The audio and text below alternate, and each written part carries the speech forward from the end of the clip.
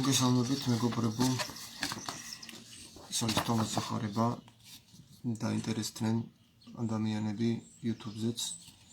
დაინტერესებთ თომას სახარება იყო ბიბლიაში შესული და რა მიზეზით იქნა მოგებული და შევეცდები რომ დღეს თომას სახარების რამოდენიმე მუხლი ამოგიკითხოთ. აი ეს გეცნობათ ალბათ თევზის სიმბოლო იყო პირველი ქრისტიანული სიმბოლო. აი ესეთი და არის მოსაზრება რომ მაცხვარი და ჩაი კუზა და თითით მიწაზე წერა რომ დაიწყო აი ეს რკალი შემოხაზა ქვევით. არის ესეთი მოსაზრებაც. და ეს უკვე არის რომის ბაბილონური სიმბოლო მზის ღმერთის მითრას სიმბოლო არის ესა ქსირო არის ბაბილონური ღვთაების მზის ღმერთის სიმბოლო არის რომელიც გამოიტანეს უკვე მე-4 საუკუნეში ქრისტიანების დროს. აი რომის იმპერატორს სანამ ჯვარი შემოვიდა ქრისტიანების სიმბოლოდ ჰქონდა ეს ქსირო და სანამ ეს შემოვიდა მე-4 საუკუნემდე იყო თევზის სიმბოლო ქრისტიანული სიმბოლო იხთუსი ერქვა ხო? წავიკითხოთ ესე იგი თომას სახარება. ეს საიდუმლო სიტყვებია რომლებიც თქვა ცოცხალმა იესომ და რომლებიც ჩაიწერა დიდიმოს იუდა თომა. და მან თქვა ვინც მიხვდება ამ სიტყვების მნიშვნელობა ის არ შეიგრძნობს სიკვდილს. იესომ თქვა და ვინც ეძებს არ შეწყვიტოს ძიება ვიდრე არ პოვებს და რაჟამს პოვებს იქნება შეწუნებული და თუ ის შეწუნებულია ის იქნება გაოცებული და იმეფებს ყოველსა ზედა. აქ ძალიან მნიშვნელოვანი განმარტება არის ეს რაც მქონდა მე შეგროვებული ინფორმაცია ის ყველაფერი ამოვწერე მაგრამ მთლიანად არ არის თომას სახარების კომენტარები. რა უნდა ვეძებოთ? რას გვასწავლის ქრისტე? ვინც ეძებს ნუ შეწყვეტს ძებნა სანამ არ პოვებს. რა უნდა ვეძებოთ და რისი პოვნა საჭირო ჩვენ ცხოვრებაში? ამ სიტყვების ახსნას ვინც მოიპოვებს იგი არ იგემებს სიკვდილსო. როგორ ვიგებთ ჩვენ? ამიტომ უნდა ვეძებოთ ამ სიტყვების ახსნა, ანუ ის იქნება გაუცებული და იმეფებს ყოველზე და აქ ნახე როგორ არის დაკარგავს მოსვენებას გაუგნებული. ის იქნება გაუცებული და შეძრული გაკვირვებით და იგი გამეფდება ყოველივეზე. ესე იგი თუ ჩვენ სიტყვების მნიშვნელობას გამოვიკვლევთ და ჩავწვდებით ამ სიტყვების მნიშვნელობას ჩვენ არ ვიხილავთ არ შევიგრძნობთ სიკვდილს. სიკვდილი რა არის? სიკვდილი არ არსებობს ხო? სიკვდილი არის სული სხეულიდან გასვლა, ანუ სული აგრძელებს სიცოცხლეს. ამას ასწავლის ეკლესია.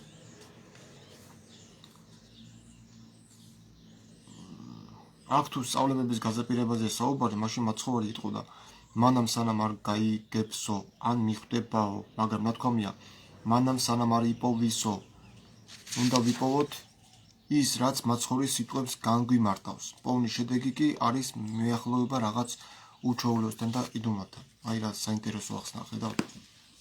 ის არ შეიგრძნობს სიკვდილს ამბობს თომა მოციქული.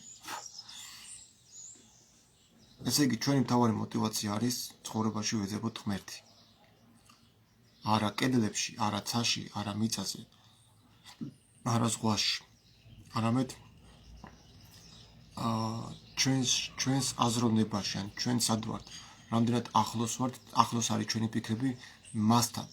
რამდენად გავს ჩვენი ცხოვრება იმ რეალობას, რა რეალობაშიც ცხოვრობდა ქრისტე.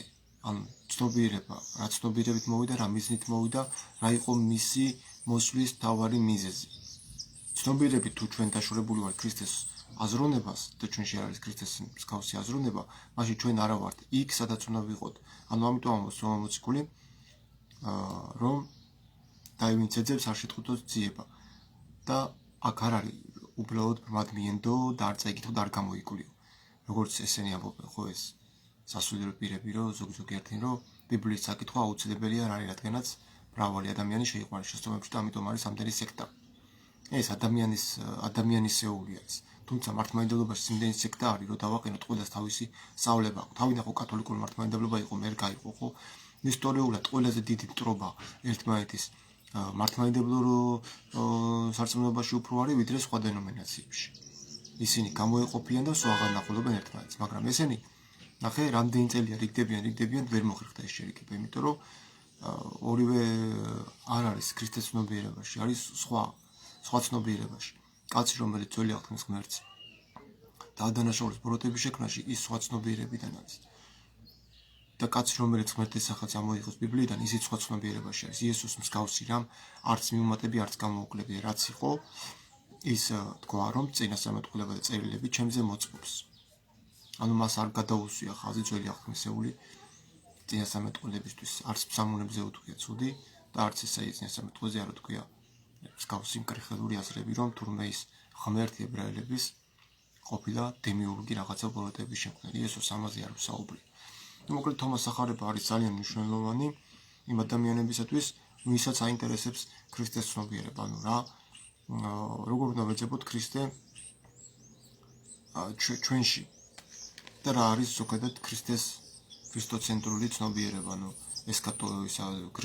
ქრისტიანული აზროვნება, გონება.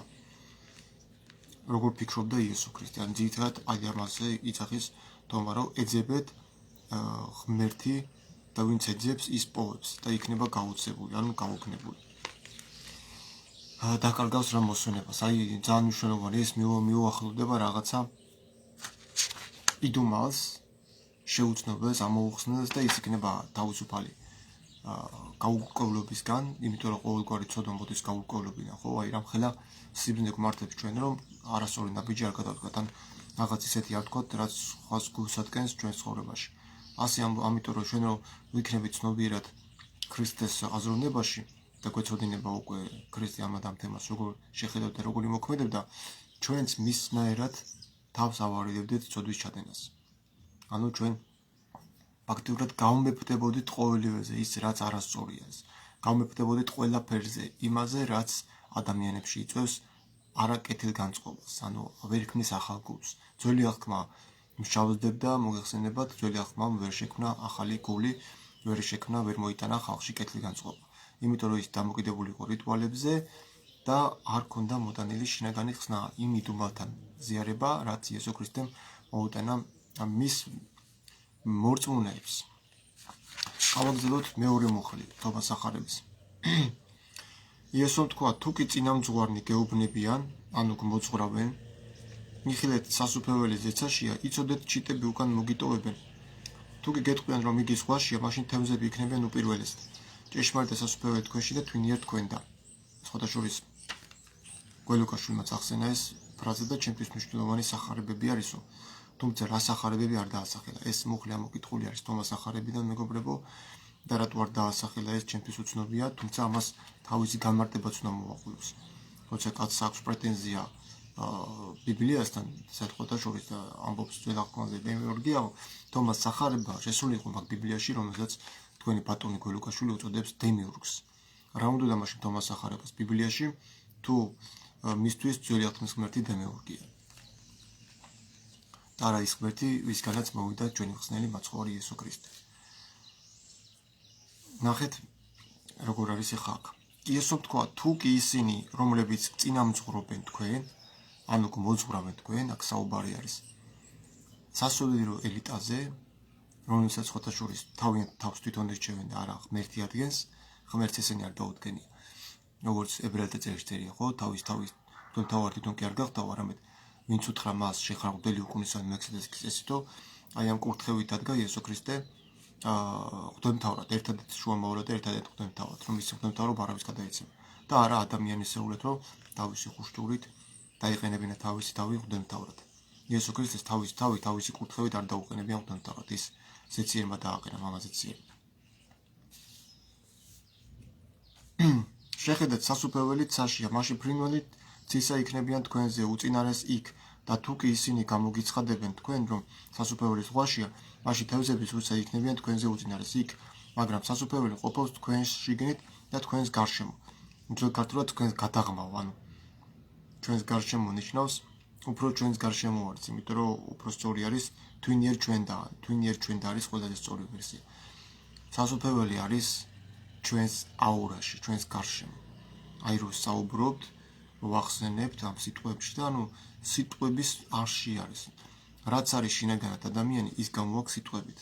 ხვდებით ხო, ანუ ადამიანს სიტყვებით რო ელაპარაკები, სიტყვებით შეიძლება დაარეპოკო, შეიძლება შეაცდინო, შეიძლება რაღაც დასტრესო, შეიძლება უკუნალო. მარტო ის კი არ არის ფულით მის ადამიანს დაიხმარო, არამედ სიტყვებითაც შეიძლება ისეთი სიტყვა უთხრა, რომ განიკუნოს როგორ არ გული დაუმშვიდეს, ნუ გეშისცეს. ეგ არის მოწყალება.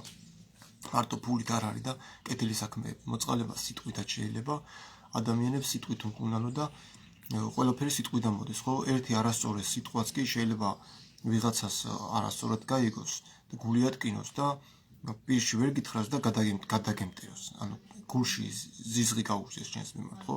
რაღაცა არასწორი. მე რაც არ მომწონს, მაგალითად მე იმას ადამიანს არ ვაიძულებ, რომ რახან მე არ მომწონს, შენც არ უნდა მოგწონდეს. ესეთი დამოკიდებულება არ უნდა გქონდეს. ნახეთ, მე როდესაც მიწევს სხვადასხვა დენომინაციებთან დებატები და კონფლიქტები, ასე თუ კონფლიქტური რომ მიდის უკვე საუბრები, ხო? ისინი ამტკიცებენ იმას, რაც მათ დაუწერეს. ჩვენ ხო ცნობიერში არ მოგვივიდა ეს თავში აზრად არავის არ უთქვია ჩვენთვის, ხო? ქრისტე. არამედ ეს მოვიდა წერილობით სახით. ვინც ქრისტე გაიგო, იმანაც კი წერილობით გაიგო. ჩვენამდე სხვას არ მოუტანია ინფორმაცია ქრისტეს შესახებ თვითმხილველებს. რომ მათ ეთქვა ჩვენთვის რაღაცა, არამედ მოვიდა ჩვენთან წერილობის სახით, ანუ რომელსაც სახარებას უწოდებს. თუ პავლე მოციქული კიდე სხვა თემა არის, პავლე მოციქული სხვა სახარებას უწოდებს ადამიანის ზეულს და ამბობს, რომ ვინც ჩემს გარდა სხვა რამე გახალოთ, არა ის რაც მე მიხარია, წყეული მციხოს, ანუ წყევლის. პავლე ადამიანს ვინც სხვა სახარება გახაროს, თუმცა თომას სახარება ბიბლიაში შესული იყო და ეს იქნა ამოღებული 118 მუხლის გამო. ჩვენ ახლა მას აღარ წავიკითხოთ, რის გამო იქნა ამოღებული, ვისაც თომას სახარება გაქვთ. იქ 118 მუხლში 118 მუხლის გამო, ბოლო მუხლის გამო იქნა ამოღებული ბიბლიიდან, რომ ქალი გათანაბრებულიყო სამოციქულო ღირსებით კაცთან. და ამის გამო ეკლესიამ ეს წერილი, ანუ სახარება, თომას სახარება უარყო, რომ ქალი იყო გათანაბრებული სამოციქულო ღვაწლით მამაკაცთან. და მას ჰქონდა სრული უფლება ეკადაგა სახარება ხალხში და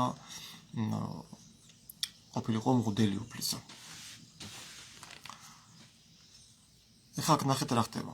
თუ ჩვენ ვიფიქრებთ, რომ სასופველი ცაშია, მაშინ ჩვენ ხომ ლოგიკურად მაშინ მოხდეს შესაძლებლობა სიკვდილის შემდგომ უნდა ვიმედოვნოთ. აი ის ფაქტი რომ მოყავს გველუკაშვილს, რომ ეს ღმერთიო სასופველი ცაში არ არისო და ღმერთი ჩემთვის უწურებიანი ბაბუ არ არის, რომელიც ეცაში ზიისო და ძველი აღთქმას უარყოფს, ხო ამით? იმიტომ რომ ღმერთი არის ის, ვინც ეცაში ზის და ფსალმუნები და ესაიაც მაგაზია. ღმერთი არის ის, ვინც დედამიწის ეზაზის და მის წინაშე ადამიანები კალიებივით მოსჩენან. ასევე ფსალმუნებში წერია, რომ უზენაესის ქუდუთოები დახურებს ადამიანშვილებს და ეძებს ღვთის მძებნელებს. თუ არის ვინმე ჭკვატყოფელი, რომელიც ეძებს ღმერთსა, ხო მისი ქუდუთოები დახურებენ ადამიანშვილებსო. ძეციდან იმზირებიან მისი თვალებიო. ფსალმუნებში წერია.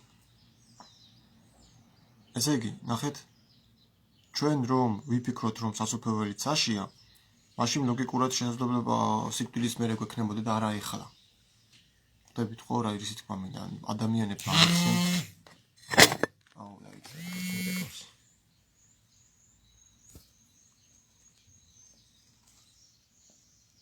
ერთი წუთი მეგობრებო.